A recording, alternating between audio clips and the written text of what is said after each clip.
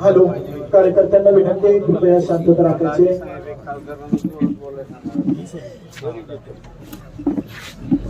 उपस्थित आदरणीय तात्या, उपस्थित वकील साहेब, उपस्थित अशोकराव जाधव, उपस्थित तुकाराम शिंदे, विष्णुपंत लोखंडे, जितेंद्र सावंत पाटील, अशोक दादा, सुरेश साप्ते, सरपंच शर्यताई, राजाभाऊ, या गटाचे पंचायत समितीचे उमेदवार श्री धनंजयदादा, तसेच पंचायत समितीच्या उमेदवार शुभांगीताई आणि जिल्हा परिषदेचे उमेदवार विष्णुपंत, गावचे सरपंच, सोसायटीचे सदस्य, उपसरपंच, सर्व पंचायत ग्रामपंचायतीचे सदस्य, महिला वर्ग, बंधू भगिनींनो, पत्रकार बंधू, आज सुरोडीचा शुभारंभ या ठिकाणी होत आहे. सुरोडीचा शुभारंभ म्हणजे वाठार जिल्हा परिषद गटाचा शुभारंभ आणि फलटणच्या या ठिकाणी पश्चिम भागाचा शुभारंभ. आदरणीय तात्या म्हटल्याप्रमाणे सुरोडी हा तालुक्याचं राजकीय भूकंप केंद्र आहे आणि इथनं तालुक्यामध्ये हादरे बसतात. ज्यांची घरं पडली त्यांना सुद्धा कळलं नाही की कुणी हादरे दिले. त्यामुळे सुरवडीने तालुक्यातल्या बऱ्याच लोकांची वस्ती जागवण्याचं काम केलं. ज्यांना ज्यांना उन्मात्त झालते ते हत्ती सगळे जमिनीवर लोळावले. असं सुरोडी गावामध्ये आणि सुरोडीच्या या तमाम नागरिक बंधू भगिनींना मी मनापासून माझा मानाचा मुजरा करतो. गावामधल्या मला वाटतं असा कुठला महिना नसेल की गावामध्ये विकासाचं काम होत नसेल आणि सर्व बाजूनी सदन आणि संपन्न हायवे असेल, रेल्वे असेल, MIDC आणि परिसरामधनं या चारही बाजूनी विकासाचा ओघ घेऊन आलेला या गेली 5 वर्ष सुरोडी गावाला मिळाली. कुठल्या वस्तीचा रस्ता राहिला नाही, कुठल्या गावातले रस्ते राहिले नाही, 2-4 राहिले असतील तेही कव्हर केले. आणि अशा या ठिकाणी आपण सभा घेतोय, लोकांना वेगळं काही सांगण्याची गरज नाही. सुरोडीच्या जिल्हा परिषद गटाचा जरी शुभारंभ असला तरी सुरोडीच्या लोकांना मला सांगायचंय, तुमच्यावर या ठिकाणी गटाची नव्हे तर तालुक्याची जबाबदारी आहे. मी तुम्हाला भूकंपाचं केंद्र या ठिकाणी म्हटलंय. तुमच्याकडं या ठिकाणी पश्चिम, पूर्व, उत्तर आणि दक्षिण जिथं जिथं आपल्याला जी ताकद लावायची ते शक्य आहे आणि तुम्ही ते करू शकता. दरवर्षी याला मी 1000-1200 मताचं लीड या ठिकाणी देताना सुरोडीला पाहिलंय. मग काही दुर्दैवाने काय होतं की गावातल्याच लोकांमध्ये उभे केले जातात आणि ते घरातलेच उभे केले जातात. त्यांचं उद्दिष्ट एवढं असतं की फक्त तात्यांना या ठिकाणं रोखणं. आता ती उभं राहिलेली काय परकी आहेत का? बिलकुल परकी नाही. पण फक्त काय होतं, जसं छत्रपतींना संभाजी महाराजांना आपतांनी बेड्या घातल्या तसं मी मगाशी आमच्या समोर पत्रकार पाटील बसलेत, म्हणजे पाटलाचा नाद करायचा नाही पण आपल्याच लोकांनी बेड्या घातल्यावर सगळा कार्यक्रम होतो. तर बिनकामाचा 200-400-500 मताचा फटका या ठिकाणी आपल्याला बसतो. जवळच्याच सहकार्यानं रक्ताच्या नात्यातल्या लोकांना आपल्या समोर उभं केलं जातं. उभं करणारे आताच मी सांगितलं की कुणाला आम्ही शत्रू मानत नाही. आपल्याच घरातली पोरं, त्यांचाही त्या ठिकाणी कसा वापर केला जातो, काय केला जातो. तालुक्यातली माणसं बळी पडली नाही. भाजपची मला वाटतं एक सुद्धा बंडखोरी होणार. आता पलीकडे बसणाऱ्या आता जोडीच्या बद्दल मला काय वेगळं सांगायची गरज नाही. आमचे दोन्ही प्रमुख विष्णुपंत असतील आणि या ठिकाणी आबा असेल, आबा आणि पंत दोघही तालुक्याचे नेते, दोघही तालुका अध्यक्ष राहिलेले. आबाच्या गावामध्ये एकमुखी सत्ता अनेक वर्ष आबाने ताब्यात ठेवायचं काम केलं. सरपंचाच्या आमच्या बोलण्यातनं लक्षात आलं असेल किती तयार केले सरपंचाला. त्यामुळं या ठिकाणी शुभांगीताई भविष्य उज्ज्वल आहे. या गटाला बरेच मान मिळणार आहेत. पंतानं सांगितलं तर पंताने ऐकलं नाही.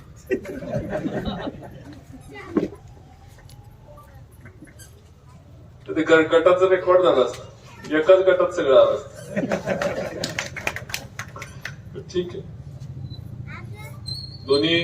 तिन्ही उमेदवार ज्यांच्या समोर उमेदवार काढणं, विष्णुपंत असतील, त्या ठिकाणी आबा असतील, आबांच्या पेक्षाही वहिनींचं नाव या ठिकाणी शुभंगीताईंचं नाव घेतलं पाहिजे त्यांच्या समोर. आणि इकडे दादा असतील, दादाला काय 2 दिवस मी तर सांगितलं आत्ताच भाषणात, 2 दिवसात गट संपवायचा, परत आपल्या तालुक्यात कामाला लागायचं.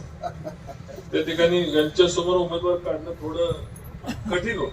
आणि पत्रकार बंधू सुद्धा सांगतात की शेवट जमीन धरायचा हिंमत सुद्धा विरोधी पक्ष करणार नाही.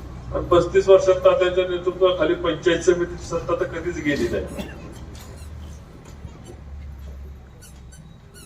घरात हात घातला की मगाशी सांगितलं घर पडतात. ज्याला कळलंच नाही की कोणाला किती त्रास द्यावा, कोणाला किती त्रास द्यावा, हार भाजल्याशिवाय राहत नाही. मग तालुक्यातल्या सर्व सत्ता कशा गेल्या, आता शेवटची सत्ता ही सुद्धा जाणार आहे. तुम्हाला सर्वांना मला सुरळीकरणं सांगायचं आणि पंचकृषीच्या भागात सांगायचं. जो काही विकास आता तुम्हाला दिसतोय, रेल्वे, रस्ते, पाणी, वीज, आमदार साहेबांचं काम, महाराष्ट्रामध्ये दिवसा वीज करायचं काम आपल्या आमदार साहेबांनी केलं. लोकांच्या जनमानसात मिसळणारा आमदार आपल्याला भेटला. कुठलंही काम सांगायची गरज नाही, आमदार स्वतंत्र ताकदीने स्वतः आज या ठिकाणी लढतात. अधिकाऱ्यांना घेऊन लोकांचे प्रश्न सोडवणे, गावामध्ये येणे, अडचणी समजून घेणे, मार्ग काढून देणे. सुदैवाने असं आपल्याला आमदार भेटले. 15 वर्ष आपली मातीत गेली होती, रिमोट वरचा आमदार आपल्याला मिळाला. तालुक्यामध्ये लोणंदच्या इथं असणारं पाणी आपण फलटण पर्यंत आणू शकलो नाही. आणि 2.5 वर्षात कॅनॉल सुरळीत पैसे दुसरा कॅनॉल सुरळीत आपण निरादेवगडचा आणला. रेल्वेचं स्टेशन झालं, रेल्वे चालू झाली, हायवे चालू झाला, गावच्या समस्या संपतात. निंबोरे असेल, सुरोडी असेल, या ठिकाणी नांदल असेल, या गणातली तर सगळीच गावं, अगदी गाडगेवाडी असेल, त्यांचाही सासवड असेल, मोठ्या प्रमाणावर राजाभाऊ आपल्या ठिकाणी आपण त्या ठिकाणी फाट्याचे प्रश्न सोडवले. 33 फाटा असो, 37 फाटा असो, पाण्याचे प्रश्न प्रामुख्याने आपण या ठिकाणी सोडवले. या ठिकाणी काही लोक तालुक्यामधली येतात आणि विकासाच्या मुद्द्यावर बोलतच नाही. जर कोणी MIDC निधी असेल तर ते सुरोडीकरांनी स्वतःच उभ्या पिकात मशीन घालून सुरोडी दिली. MIDC सगळ्यात जास्त अधिकार कोणाला पाहिजे? निंबोरे, ढवळेवाडी, नांदल आणि सुरोडीच्या लोकांना त्या ठिकाणी महत्व पाहिजे. पण तसं होतंय का? नांदलवाल्यांनी विचार करा, निंबोरेवाल्यांनी विचार करा, ढवळेवाडीवाल्यांनी विचार करा, होत नाही. गावात MIDC गेट उघडून एखाद्याला भूमिपुत्र त्याच्या जमिनी कारखाना उभा आहे तिथं जाऊन एखादं काम सांगायचं म्हणतात, सांगू शकता का तुम्ही? मी तुम्हाला विचारतोय, सांगू शकता? नाही सांगू शकत. एखादं पोरग कामाला लागलंय, एखादं कॉन्ट्रॅक्ट मिळाले, एखाद्या पाणी पुरवठ्याचं, या ठिकाणी तालुका आपला MIDC या सगळ्या शेतकऱ्यांच्या रानात MIDC उभं राहील. त्या ठिकाणी मसोबा असेल, त्या ठिकाणची काळी असेल, देवी असेल, सगळी त्या ठिकाणची त्यांची ग्रामदेवता पाडून त्या ठिकाणी उद्योगासाठी लोकांनी जमिनी दिल्या. पोरं कामाला लागली, पोरं काही कामाला लागत नाही, कॉन्ट्रॅक्टवर पोरं कामाला लागली की कधी कधी घाला त्याला अशी परिस्थिती पोरं लागली. पुण्या मुंबईची पोरं एसट्या भरून त्या ठिकाणी मोठ्या मोठ्या गाड्या भरून बारामती जातात, गाड्या सुद्धा बारामतीच्या जातात. लोकांचं समाधान काय त्या ठिकाणी झालं नाही. कुणाच्या घरी असं छाती, माझा पोरगा या ठिकाणी 2 लाख रुपये कमावती, माझा पोरगा MIDC कामाला लागलाय, 2 लाख रुपये घरी आणतोय, त्या ठिकाणी प्रपंच चांगला लागलाय, काय नाही. काळी आई या ठिकाणी आपली दिली, ग्रामदेवत मोडलं, घरची परंपरा नोंदली, वडिलांची जमीन ज्या ठिकाणी नांगर टाकून वडील, आजी, आजोबा त्या ठिकाणी जमीन पूजा करायचो, ती पूजेची जमीन दिली आणि हातात काय आलं? धतुरा. बरोबर आहे ना? फसवणूक हे कुणी केलं, ह्याचाही शोध आपल्याला सर्वांना मिळून घ्यावा लागणार आहे. आणि हा तालुक्याला नाही, सगळ्या पंचकृषीला माझा प्रश्न आहे, कुणी केलं? तालुक्यामध्ये एमआयडीसी आली म्हणून केलं. पृथ्वीराज बाबांच्या काळात आम्ही सगळ्यांनी या ठिकाणी उद्घाटनाला आम्ही होतो, आम्हाला आनंद झाला, बाबा मुख्यमंत्री असताना एमआयडीसी झाली. तालुक्यामध्ये ज्यांचं राज्य होतं, ज्यांना खरी नोकरीची गरज असते, ज्यांच्या मुलाला नोकरी लागल्यामुळे घरचा प्रपंच चालतो, मुलगी नोकरी लागली म्हणून घरचा प्रपंच चालतो, अशा लोकांना नोकरी नाही मिळाली. तालुक्याच्या एकाच बेरोजगार माणसाला पहिली नोकरी मिळाली, ते म्हणजे श्रीमंत ब्राह्मण. मुलीला नोकरी लावली, मुलाला लिगलायझर केला आणि दोघाला पगार चालू केला. माहिती ना तुम्हाला? वकील साहेब बरोबर आहे ना? बरोबर. आणि हे लोक काय करतात, नावापुढे श्रीमंत लावतात. आता डबल लावा, श्रीमंत ट्रिपल लावा, तुम्हाला श्रीमंत लावायला आम्हाला काय, कोणाला श्रीमंत म्हणायला कोणाला आमचं काही दुखत नाही. पण श्रीमंत लावताना ज्या लोक तुम्हाला श्रीमंत म्हणतात ह्याचं तरी भान ठेवा. पोरगी तुमची, पोरगा तुमचा एमआयडीसीत लावताय. ज्यांनी जमीन दिली, ज्यांनी काळी आहे ताब्यात दिली, ज्यांनी ग्रामदेवत मोडलं, ज्यांनी परंपरा मोडली, ज्यांनी त्या ठिकाणी यात्रा जत्रा मोडली, लोकांच्या अनेक त्या ठिकाणी आजा आजोबाचं त्या ठिकाणी रक्त आणि घाम एकत्र केला, अशी जमीन ताब्यात दिली. त्या जमिनीच्या शेतकऱ्याला तुम्ही उपरा केला, त्याला परका केला. आज तर त्या ठिकाणी हक्काने जाऊ शकत नाही. ही परिस्थिती या भागामधल्या लोकांची करून ठेवणारे लोक, आज या ठिकाणी आम्ही विकास केला, आम्ही असं केलं, आम्ही तसं केलं. तुम्ही तालुक्याची इज्जत घाण ठेवली. लोणंदला श्रीराम कारखाना ठेवला, इचलकरंजीला बँक दिली, बुलढाण्याला दूध संघ निलावात काढला, मार्केट कमिटीच्या पगार नाहीत, 6 महिने झाले, खरेदी विक्री संघ गायब करून टाकला. तुमच्या नेतृत्वामध्ये तालुक्याची अधोगती झाली, तुमची प्रगती झाली आणि तालुक्याची अधोगती झाली, शेतकऱ्याची अधोगती झाली. मला सांगा, आज या ठिकाणी ऊस कम लावतोय माणूस, प्रपंचात काम करतोय, घाम गाळतोय, मेहनत काढतोय. सकाळ उठलं की जनावरांचं दूध काढण्यापासून स्वतःचा प्रपंच स्वतः हाकतोय. यात रणजितसिंह निंबाळकर रामराजेंचा काय संबंध आहे का तुमच्या प्रपंच चालवण्यामध्ये? आणि मग कशासाठी तुम्ही स्वतःला श्रीमंत म्हणा, पोरांना मुजरा टाकून घेताय? लोकांच्या हक्काच्या जमिनी तुम्ही ताब्यातनं काढून घेतल्या आणि त्यांच्या हातात धतुरा दिला, लोकांचं वाटोळं करून टाकलं. एमआयडीसी म्हणून वाटोळं नाही, एमआयडीसी मुळे ह्या तालुक्यातल्या लोकांचे प्रपंच चालले होते, छोटे उद्योग आले असते, लोकांना या ठिकाणी मिळालं असतं. कंपन्या चांगल्या आहेत, पण कंपनीची शिस्त सगळ्या पद्धतीने त्यांनी खराब करून टाकली. कंपनीने काय केलं, कॉन्ट्रॅक्टवर घेतली लोक, परमनंट लोक बाहेरची. हेही काय बरोबर नाही. हे सगळं परत शिस्तीला लावून लोकांना आणि कंपन्याच्या कुठेतरी, शेतकऱ्याचा आणि कंपन्याचा कुठेतरी ताळमेळ घातला पाहिजे. भूमिपुत्राला न्याय दिला पाहिजे. भूमिपुत्रांच्या आचरणात इथं जवेरीचा शिक्का मारून ठेवलाय. काय संबंध आहे त्या जवेरीचा? मी तुम्हाला सांगतो, पुढच्या महिन्यामध्ये त्याचा शिक्का काढून टाकणार. 5 तारीख झाली, पुढच्या 5 दिवसामध्ये शिक्का काढून टाकणार. लोकांच्या रुपया दिला नाही, लोकांच्या सातबारा जवेरीवर बसतात. झवेरीचा काय संबंध नाही. ह्यांनी फक्त अधिकाऱ्याला फोन करून टाकायचं, झवेरी करा.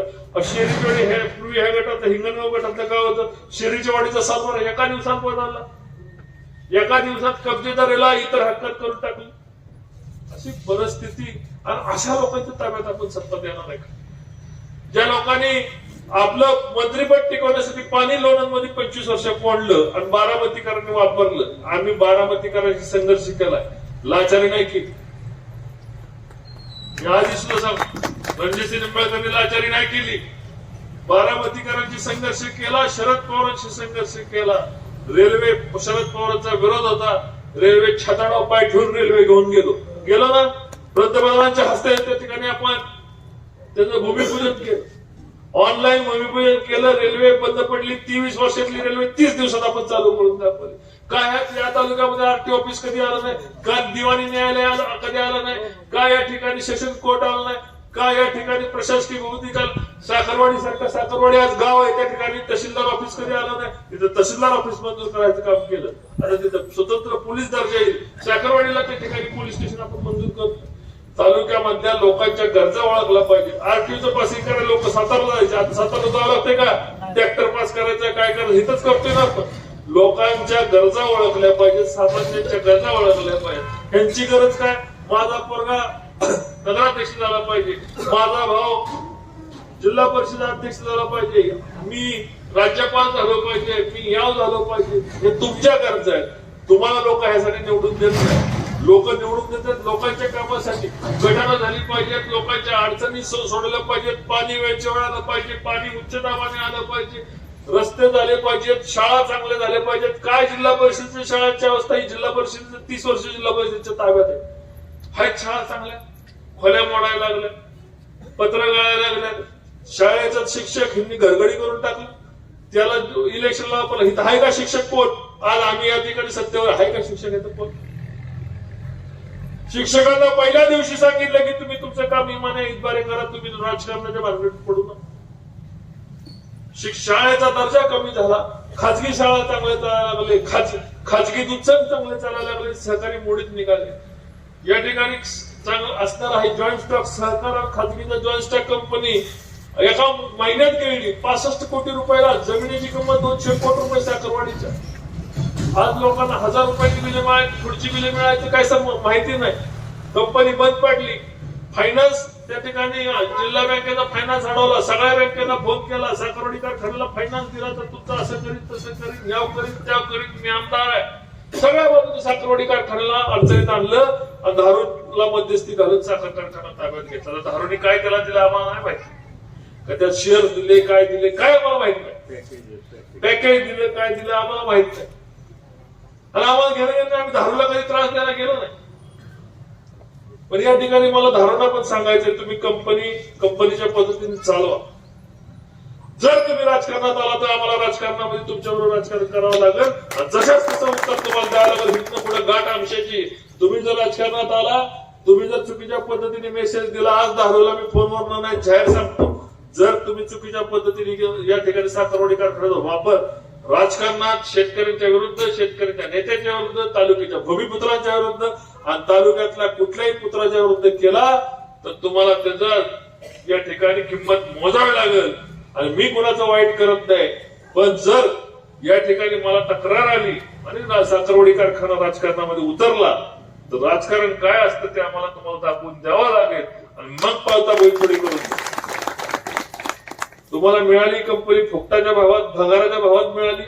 भंगारच होतं तालुक्यात. त्या ठिकाणी 20,000 रुपये 20 कोटी रुपयाचं त्या ठिकाणी मोलाशीस पडत होतं. खोटी डॉक्युमेंट करण्यात आली. शेतकऱ्यांनी या ठिकाणी पेमेंट केल्यात म्हणून दाखवलं. त्या ठिकाणी त्या ठिकाणी साखरवाडीचा कारखाना जप्त करताना 55 कोटी रुपयाचं पेमेंट होतं. सगळी कागदपत्र बोगस बनवली. त्या बोगस कागदपत्र बनवण्यामध्ये त्या सीओसी कुणाची होती? त्यात रामराजे सदस्य. कशा पद्धतीने शेतकऱ्याच्या मालकीची संस्था घशातनं काढून कशा अडचणी आणतात. हीच एकमेव उदाहरण आहे का? तासगावकर कारखान्याचं काय केलं? एका दिवसात त्याचा सातबारा काढून घेतला आणि शासनाचं नाव करायला लावलं, स्वतः मंत्री असल्यानं. आज तासगावकर कारखाना उभा राहिला असेल तर पूर्व भागांना त्या ठिकाणी लोकांना काम मिळालं असतं. तासगावकर कारखाना मातीत घातला. आपण त्या ठिकाणी एमआयडीसी करायला निघालो नाईकवाडीला. 5 मिटिंग घेतल्या एमआयडीसी नाईकवाडी. कागदोपत्री आपल्याकडे मी दाखवलंय. नाईकवाडीची एमआयडीसी होऊ नये. त्या ठिकाणी 20-25 हजार लोकांना काम मिळेल. काय ह्यांच्या बापात जातं? ह्यांच्या पोरापोरींना नोकऱ्यांची गरज आहे का? आज ज्याला गरज आहे तिथं नोकरी. मला काय फायदा आहे त्या ठिकाणी एमआयडीसी करून? उद्या आज आम्ही काय या ठिकाणी राहणार आलोय का? काय आयुष्यभर आम्ही या ठिकाणी राहणार आहे का? उद्या आमची पोरं त्या ठिकाणी, सर्वांची तालुक्याची पोरं त्या ठिकाणी कमाल असतात म्हणून एमआयडीसी आम्ही घातलं. शिंगणापूर फलटण आता पाडेगाव शिंगणापूर नवीन रस्ता करतोय. एमआयडीसीची घोषणा मुख्यमंत्र्यांनी केली आणि तुम्हाला सगळ्याला आज आनंदाची बातमी. दावोस वरून मुख्यमंत्री महोदयाचा कालच मेसेज आला. फलटणसाठी जो त्यांनी शब्द दिला होता, जो शब्द मुख्यमंत्र्यांनी दिला तो पाळला. दावोस मधून फलटणच्या नाईकवाडी एमआयडीसी साठी 2 उद्योग मोठे त्या ठिकाणी त्यांनी सांगितले. ह्याला काम म्हणतात, दिलेला शब्द पाळणं म्हणते.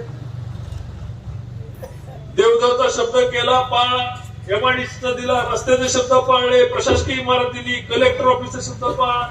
जे जे शब्द मुख्यमंत्र्यांनी दिले ते पाळले आणि काल शेवटचा शब्द आपल्या लोकांची इच्छा होती की या ठिकाणी एमआयडीसी मध्ये मोठे उद्योग यावेत, ते मुख्यमंत्र्यांनी शब्द पाळला. मी आजही सांगतो की आता एमआयडीसी झाली, या एमआयडीसी या ठिकाणी उद्योग वाढवण्यासाठी एमआयडीसीला उद्योगांना आम्हाला सहकार्य करावं लागणार आहे आणि त्यांनाही सांगावं लागणार आहे की तुम्हाला तालुक्यातल्या त्या गावातल्या लोकांना सन्मान करा, आम्ही तुम्हाला पाहिजे तेवढं रेड कार्पेट ज्याला म्हणतात ते रेड कार्पेट टाकू, तुम्हाला काय पाहिजे ते ठिकाणी मदती करू आणि आम्हाला अशा पद्धतीने ताळमेळ घालून या भागाचा विकास करावा लागणार आहे. त्यासाठी काम करणारे उभा एखादा बुजगावनं उभा करून दिला तर उपयोग काय? काम करणाऱ्या लोकांना संधी दिली पाहिजे का नाही? जिथं जाऊ शकतो, धाडसाने बोलू शकतो, तिथं तिघ बसल्या घ्यातलं कोण घाबरल मला सांगा? जाऊ शकतो ना? बरोबर सचिन? लोकांना काम करणाऱ्या लोकांना संधी, दादाची तर इच्छाच नव्हती, दादाला जबरदस्तीने उभा केलं. शुभगीताई म्हणतात त्यांची इच्छाच होती, मीच सांगितलं आम्हाला होता. त्याचबरोबर ज्यांनी ज्यांनी पाठिंबा या ठिकाणी दिला तो माझा सहकारी अमित आहे. निवडून येण्याची पूर्ण क्षमता होती. मी चर्चा केली, अमित अरे यार आपल्याला आता तुझ्याकडे जबाबदारी, तुला तुझी तालुका अध्यक्ष 4 गटाची जबाबदारी आपल्याला निवडून आता थांबला पाहिजे. काल त्याला समजून सांगितलं, एका मिनिटात तिने सांगितलं की दादाला माझ्या तुमच्यापेक्षा 50 मतं आम्ही जास्त देऊ. आज काय अशी अमित सारखी पोरं काय खाली ठेवणार नाही, त्यांच्या तालुक्यात त्याच्यावर जबाबदारी देणार आहे. शंभू बोबडे तेच केलं. शंभू बोबडे दादाला सांगितलं 8 दिवस बॅग घेऊन येतो म्हटलं, आता मुक्कामाला येतो. बरोबर आहे. किरण मागं बसलाय, किरण आहे का? चांगला आहे, निवडून येण्याची शब्द आहे, पण गटासाठी पोरग थांबलं. किरण उभं, किरण साठी टाळ्या वाजवा. नंदकुमार झंझनेचं इच्छा होती त्याला, बरं किरणला उमेदवारी मिळाली, पण जी उमेदवारी कोणाला मिळाली गटासाठी काम करत निवडून आणण्याची जबाबदारी नंदकुमार झंझनेने घेतली. याच्यासाठी मी टाळ्या वाजवा. मगाशी पत्रकारांचं खाजगीत मला सांगितलं की 6 गटांतून चालतात.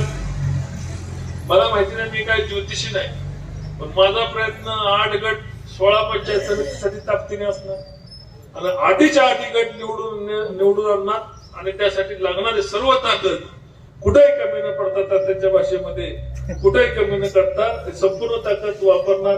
आता आम्ही जबाबदारी घेतली, निकम वकीलने साखरवाडी गटाची जबाबदारी घेतली, आताच सांगितलं. निकम वकील तिकडे, तात्या इकडे, मी तिकडे, आम्ही आपल्या पद्धतीने जबाबदारी घेतल्या. ज्याचा त्याचा गट जो तो निवडून आणण्याचं काम या ठिकाणी ताकदीने करेल. येणाऱ्या भविष्यामध्ये सुरवडी हे सगळ्यात प्रगत गाव, या तालुक्यामधलं ग्रामीण भागामधलं सगळ्यात प्रगत गाव म्हणून पुढे येईल, एवढंच या ठिकाणी नम्रपणे नमूद करतो. जे उमेदवार माझे ज्यांनी पाठिंबा दिला, ज्यांचं नाव चुकून घ्यायचं राहिलं असलं तर सर्वांची क्षमा मागतो आणि आपण सर्वजण भर उन्हामध्ये थांबला. उच्चांकी मतदान घेतलं तरी पॅकेज आहे सर्व 18 निंबाळकरसाठी. आता जयाभाऊनी सांगितलंय की 250 कोटी रुपये देतो. जर सुरवडीने मला दिलेल्या लीड मध्ये जर उच्चांकी मतदान 200 मतदान वाढून दिले की पहिलं पॅकेज सुरवडीला वेगळं असतं. एवढंच या ठिकाणी सांगतो. 250 कोटीतलं तात्या पाठवून नेते तेवढं पॅकेज सुरवडीला. जय हिंद, जय महाराष्ट्र.